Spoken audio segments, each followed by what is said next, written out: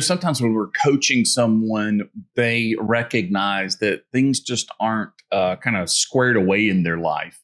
That it seems like they got a lot of things that are out of kilter, and it can be kind of overwhelming. I remember having a client one time who was just overwhelmed with everything that he had to get done, so much so that he felt like the only solution was going to be like time travel or something. Somehow could he go back in time or have, I don't know, more than 24 hours in a day. Obviously, that's impossible. What we want to do as coaches oftentimes is help clients recognize the power and the impact of what I call keystone habits. So they're keystone habits because they kind of hold up or support other habits. And once you get a keystone habit established, it makes other things just sort of fall in line. So, for example, one of the keystone habits that my time impoverished client had is that he did not have the habit of getting enough sleep. And we talked about this. And so, again, he was trying to burn the candle at both ends. He had some habits.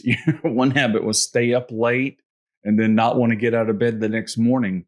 And so as we talked about this, we recognized that one keystone habit that many people find very helpful is to get up the same time every day, weekday, weekend, vacation, whenever. And it's the kind of habit that you think, well, that sounds impossible. It's not impossible, and it's actually really helpful. And so for my client, once he committed to getting up at the same time every day, it's like it unlocked some discipline in his life. It unlocked this ability to no longer let life kind of be happening to him, but instead for him to begin to operate with agency to life. He's kind of happening to life instead of life happening to him. And so what we want to do as coaches is we want to kind of identify what are some of the common keystone habits. And then we keep those in the back of our mind as we're coaching folks. And when the time is right, we might bring up the topic of keystone habits, or what is a keystone habit, in their life.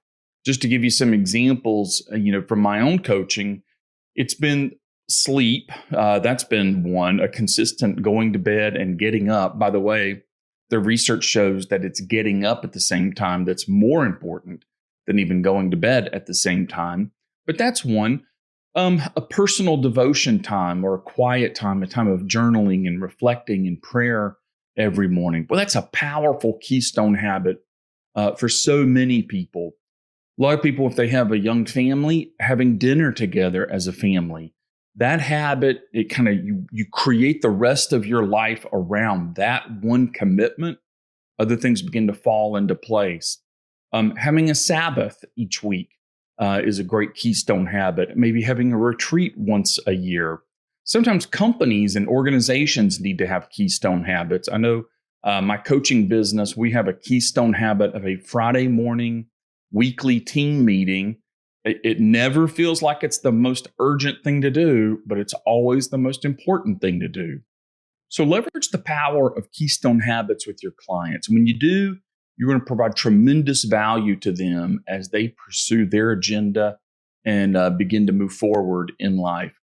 To help support you in leveraging habits, we've got a free download for you. So click the link and you will get the free resource that comes from our coaching course. It's an e-course called Coaching for Growth, where we talk about habits. And it's a diagram of the power of habits and some of the key elements in that.